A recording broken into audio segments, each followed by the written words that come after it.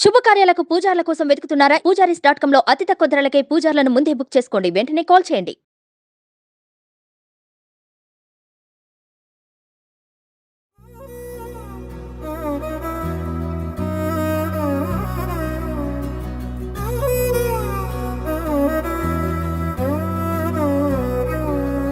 నిజగరి మగ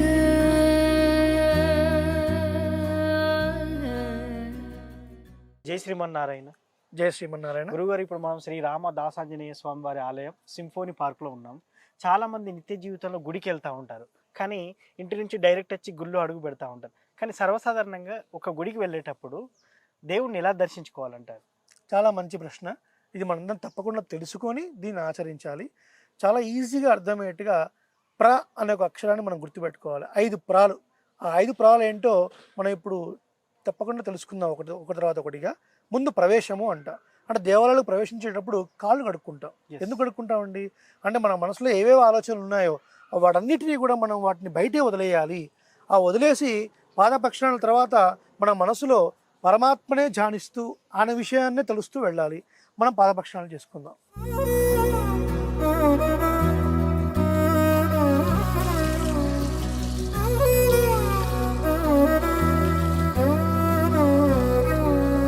నిజగరి మగ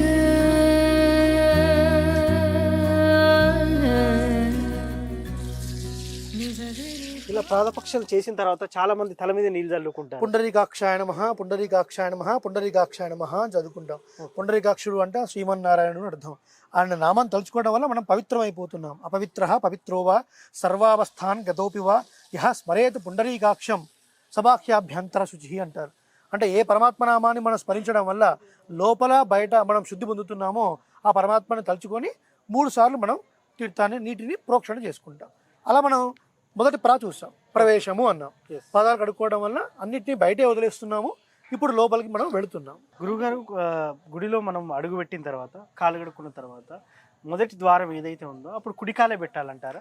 విశేషంగా మనం ఎక్కడికి వెళ్ళినా, ఒకరింటికి వెళ్ళినా సరే, మనం దేవాలయాలకు వెళ్ళినా కుడికాలు శుభప్రదం అని చెప్తారు కాబట్టి అలాగే మనం వెళుతూ ఉండాలి. సో పాదపక్షాలు అయిపోయింది. ఇప్పుడు మనం ప్రదక్షిణ అంటే ఏంటి? మనము పరమాత్మకి చుట్టూ పరిక్రమణ చేస్తూ ఉన్నాం. ఇలా మనం చేస్తూ ఉన్నప్పుడు పరమాత్మ ఎప్పుడు మనకు రైట్ సైడ్లో ఉంటారు కదండి. సో అలా దక్షిణ పురస్సరంగా మనం చేస్తూ ఉన్నాం. ప్రదక్షిణ మనకు దక్షిణం రైట్ హ్యాండ్ సైడ్లో పరమాత్మ ఉన్నాడు. చాలామంది అంటారు నాకు పలానా ఎంపీ రైట్ హ్యాండ్, పలానా ఐజీ రైట్ హ్యాండ్ అంటారు. ఎవరు మనకు రైట్ హ్యాండ్ అండి అంటే పరమాత్మే మనకు రైట్ హ్యాండ్. ఇలా పరిభ్రమణం ప్రదక్షిణ చేయడం వల్ల ఏమవుతుంది అంటే గుడిలో ఉన్నటువంటి చక్కటి కాస్మిక్ ఎనర్జీ, వేద మంత్రాలతోని ఇక్కడ చేసేటువంటి ఒక కార్యక్రమం, ఆ ఎనర్జీ అంతా ఈ ప్రాంగణంలో ఉంటుంది. ఈ ప్రాంగణంలో ఎనర్జీ మనం ప్రదక్షిణ చేస్తూ ఉండటం వల్ల అది మన శరీరాన్ని తాకి మన మనస్సును తాకుతుంది, మన మనసులో ఉన్న దోషాలను తీసివేస్తుంది. అందుకనే మనం ప్రదక్షిణలు చేస్తాం. మనం ప్రదక్షిణ గురించి మాట్లాడుకుంటున్నాం సార్. చాలా మంది ప్రదక్షిణలు 3 చేస్తారు, 21 చేస్తారు, ఇలా 108 కూడా చేస్తారు. అసలు ప్రదక్షిణలు ఎన్ని చేయాలి? చాలా మంచి ప్రశ్న ఇది. మనము ఇందాక ప్రవేశం చేసాం. ప్రవేశం చేసిన తర్వాత ఆ దేవాలయంలో ఎవరైతే క్షేత్రపాలకులు ఉంటారో, ఉదాహరణకి తిరుమల తీసుకున్నారనుకోండి, అక్కడ ఆంజనేయ స్వామి క్షేత్రపాలకుడు. ఆ క్షేత్రపాలకుడిని ఒకసారి నమస్కరించి ఆ తర్వాత ధ్వజస్తంభం దగ్గరకు వచ్చి ఆ ధ్వజస్తంభం దగ్గర ఒకసారి మనం నమస్కారం చేసి ప్రదక్షిణలు ముఖ్యంగా 3 చేయాలి అని చెప్తారు. అంతకన్నా ఎక్కువ ఎన్ని చేసినా కూడా వాళ్ళ యొక్క మొక్కులకు అనుగుణంగా వాళ్ళు చేస్తున్నారు. కానీ 3 ప్రదక్షిణలు మనకు వేద ఇతిహాసంలో ఆగమాల్లో చెప్పబడ్డాయి. ఏమిటి 3 ప్రదక్షిణలు? తీర్థం కూడా 3 సార్లు ఇస్తారు. ఎందుకు 3 సార్లు అంటే ఆ 3టికి ఒక సిగ్నిఫికెన్స్ ఉందండి. మనము దేవాలయానికి వచ్చేది పరమాత్మను సేవించడానికి. అలా వచ్చినటువంటి ప్రతి వారికి కొన్ని రకాలైనటువంటి తాపములు ఉంటాయి. తాపము అంటే వేడి, బాధ అని అర్థం ఉంది.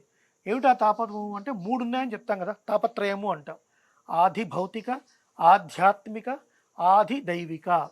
సో ఆది అంటే నార్మల్ ఆది కాదు, ఆది ఒత్తి పలకాలి. ఆది ఆత్మిక, ఆధ్యాత్మిక. ఈ ఆధ్యాత్మిక తాపములు అంటే ఆధ్యాత్మికమైనటువంటి బాధలు 2 ఉంటాయి. ఒకటి మనసుకు, ఒకటి శరీరానికి. అంటే శరీరానికి వచ్చేటువంటి జ్వరాలు, ఇంకా ఏదైనా, ఇవన్నీ కూడా ఒక రకమైన బాధలు. అలాగే ఆత్మకున్నటువంటి కొన్ని బాధలు ఉంటాయి, ఈర్ష, అసూయ, ద్వేషము, ఇలాంటివన్నీ. సో ఇవన్నీ నశించిపోవడం కోసం ఒక ప్రదక్షిణ, ఆధ్యాత్మిక బాధలు తొలగిపోవడం. అలాగే ఆది అంటే భౌతికంగా కొన్ని జంతువుల ద్వారా, అలాగే ఇంకా కొన్ని భూతముల ద్వారా, ఇంకా వాటి ద్వారా మనకు కొన్ని ప్రమాదాలు వస్తూ ఉంటాయి. అవన్నీ నశించిపోవడం కోసం ఒక ప్రదక్షిణం. ఆ తర్వాత మిగిలింది ఆది దైవికంగా మనకు వచ్చేటువంటి కొన్ని కష్టాలు, అతివృష్టి, అనావృష్టి, మనకు తుఫాన్లు వస్తూ ఉంటాయి. ఫారిన్ కంట్రీస్లో టోర్నడోస్, హరికేన్స్ ఇవన్నీ వస్తున్నాయి. సో వీటివన్నీ కూడా ఆది భౌతిక, ఆధ్యాత్మిక, ఆది దైవికలో ఇలా ప్రకృతి పరిణామాలన్నీ కూడా ఆది దైవిక అని చెప్తారనమాట. కాబట్టి ఈ 3 తాపత్రయములు ఏవైతే ఉన్నాయో ఇవన్నీ తొలగిపోవాలి కాబట్టి 3 ప్రదక్షిణాలు చేస్తున్నాం. ప్రవేశం చూసాము, అలాగే ప్రదక్షిణ చూసాము, తర్వాత ప్రస్తుతి అన్నప్పుడు మూల విరాట్కి ఎదురుగా ఎవరైతే సన్నిధి ఉంటుందో, అంటే గరుత్మంతుడి సన్నిధి కావచ్చు, ఆంజనేయ స్వామి సన్నిధి కావచ్చు, అలాగే మీరు శివాలయానికి వెళ్ళినప్పుడు నందీశ్వరుడు ఉంటారు, అక్కడ ఒక నమస్కారం చేయటం. ఆ తర్వాత మూల విరాట్ను చూసుకునే ముందు అక్కడ దేవాలయాల్లో ఆళ్వార్ల సన్నిధి అని ఉంటుంది. భగవంతుని యొక్క కళ్యాణ గుణంలో పూర్తిగా అనుభవించినటువంటి వారు పరమ భక్తులు, వారిని ఒకసారి నమస్కారం చేసి వారికి ఆ తర్వాత మనం మూల విరాట్ దగ్గరికి వచ్చి పెద్దల ద్వారా ఆయా భగవంతుని గురించినటువంటి కొన్ని శ్లోకాలు, ఉదాహరణకి మనం వెంకటేశ్వర స్వామి గుడికి వెళ్ళామనుకోండి, వెంకటాద్రి సమస్థానం బ్రహ్మాండే నాస్తికించిన వెంకటేశ సమోదేవో నా భూతో నా భవిష్యతి అంటారు. ఇక్కడ ఉన్న స్వామి శ్రీరామదాస ఆంజనేయ స్వామి వారు. మన ఇక్కడికి వచ్చినప్పుడు ఈ స్వామిని మనం ప్రార్థన చేయాలి. గోష్పదీకృత వారాసిం మశకీకృత రాక్షసం రామాయణ మహామాల రత్నం వందేరినాత్మజం అని మనం ఇక్కడ ప్రార్థన చేస్తున్నాం. ఏమిటి ఇక్కడ అంటే 100 యోజనాల సముద్రాన్ని ఆవు గిట్ట మోపేంత ప్రదేశంగా అవలీలగా దాటినటువంటి వాడు స్వామి హనుమ.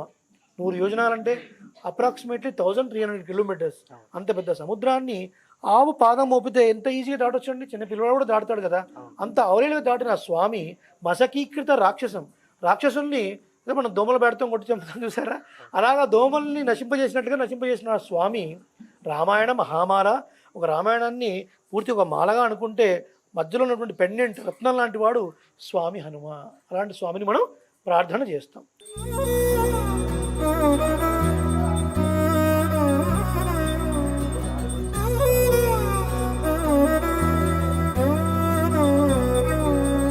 నిసగరి మగ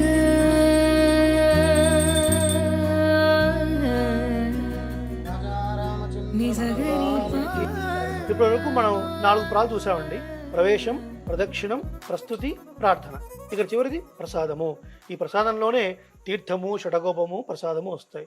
ఎందుకు తీర్థం తీసుకోవాలి? అకాల మృత్యుహరణం, సర్వ వ్యాధి నివారణం, సమస్త పాపక్షేకరం శ్రీ రామదాస ఆంజనేయ స్వామి వారి పాదోదకం పావనం శుభం. అకాల మృత్యుహరణం, అకాలంగా వచ్చే మృత్యును తీసేస్తుంది. సర్వపాప క్షేకరం, అన్ని పాపాలని తీర్చేస్తుంది. కాబట్టి మనం తీర్థాన్ని సేవిద్దాం ఇప్పుడు.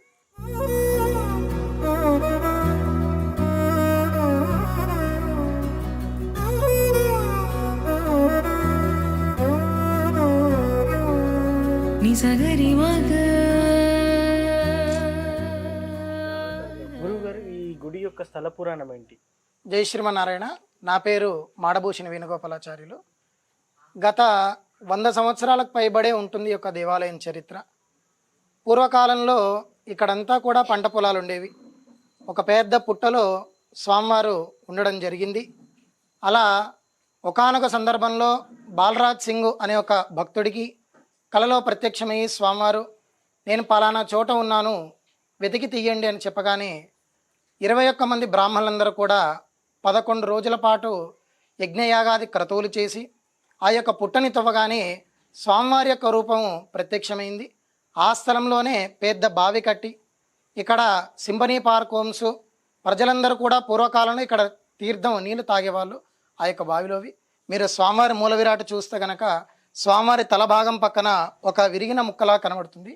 అక్కడే గడ్డపారతో తవ్వుతున్న క్రమంలో ఆ యొక్క ముక్క విరగడం జరిగింది. ఇక్కడ స్వామివారు స్వయం వ్యక్తంగా స్వయంభూగా వెలవడం జరిగింది. మీరు ఇక్కడ ఉన్నటువంటి రావి చెట్టుని చూస్తేనే తెలుస్తుంది. దాదాపు 100 సంవత్సరాలకు పైబడే ఉంటుంది ఈ యొక్క దేవాలయం. ఇక్కడ ఎవరైనా భక్తి శ్రద్ధలతో 41 రోజుల పాటు ఎవరైతే స్వామివారిని ఆరాధిస్తారో వారికి తీరని కోరిక అంటూ ఉండదు. ఈ యొక్క దేవాలయం పేరే చాలా విచిత్రంగా ఉంటుంది. సాధారణంగా ఎక్కడ చూసినా అభయాంజనేయ స్వామి దేవాలయం, వీరాంజనేయ స్వామి దేవాలయం, భక్తాంజనేయ స్వామి దేవాలయం చూస్తుంటాం. కానీ ఇక్కడ చూస్తే కనుక శ్రీరామదాస ఆంజనేయ స్వామి దేవాలయం, అంటే రామచంద్రమూర్తి యొక్క దాసైనటువంటి హనుమంతుడు ఎప్పుడైతే శ్రీరామదాస్ అని ఎవరైతే పిలువబడతారో వాళ్ళందరికీ కూడా అనేక సకల శుభాలు కలగజేస్తుంటాడు స్వామి హనుమ. ఇక్కడ చాలా విశిష్టమైనటువంటి దేవాలయం. ప్రతి ఒక్కరు కూడా ప్రతి ఒక్క కార్యక్రమం ఇక్కడ విశేషంగా జరుగుతూ ఉంటుంది. తద్వారా సకల జనులందరూ కూడా అనేక రకాలుగా స్వామివారి యొక్క అనుగ్రహానికి పాత్రులయ్యారు. అలా ఇక్కడ ఈ యొక్క స్థల పురాణం అనేది చెప్పడం జరుగుతుంది. 1982లో ఈ యొక్క దేవాలయం అనేది స్థాపించడం జరిగింది. అలా దినదినాభివృద్ధిగా అప్పట్లో ఎటువంటి స్వామివారికి నీడలాగా ఏది ఉండేది కాదు. గత కొన్ని 4 సంవత్సరాల నుంచి ఈ యొక్క ఆలయం దినదినాభివృద్ధిగా అవుతుంది. తద్వారా ఒక్కొక్క కార్యక్రమం దిగ్విజయంగా అంగరంగ వైభవంగా స్వామివారి యొక్క కార్యక్రమం జరుగుతుంది. మీరందరూ కూడా సుమన్ టీవీ యాజమాన్యానికి, సుమన్ టీవీ చూసే ప్రజలందరికీ స్వామి హనుమ పరిపూర్ణ అనుగ్రహం కలగాలని మా ద్వారా తెలియజేస్తున్నాం. స్వస్తి. దాసాంజనేయ స్వామి వారి స్థల పురాణం గురించి చాలా చక్కగా వివరించారు గురుగారు. Thank you so much. ధన్యవాదాలు. తీర్థం తర్వాత షడగోపం తీసుకుంటాం. ఏమిటి షడగోపము అంటే? షఠము అనే వాయువుని కోపించిన వారు నమ్మాళ్ళవార్లు, వారు భగవంతునికి పాదుకా స్థానీయులు.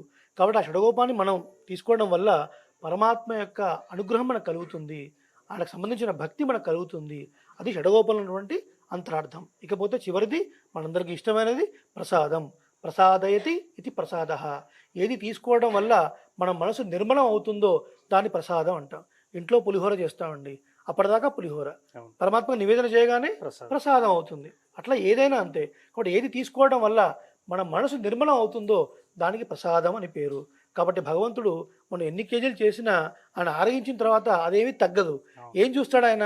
మనం ఎంత ప్రేమతోని భక్తితోని ఆ ప్రసాదం చేశాము, ఆయన పూజ చేశాము, ఆ పై లేయర్ మాత్రమే ఆయన చూస్తాడు తప్ప ప్రసాదం నేరుగా స్వీకరించాడు. అలా పరమాత్మ చూపులు పడినటువంటి దాన్ని ప్రసాదము. దాన్ని మనం స్వీకరించడం వల్ల మన మనసులో అనేక దోషాలు పోయి చక్కటి పరమాత్మ యొక్క అనుగ్రహం మనకు కలుగుతుంది.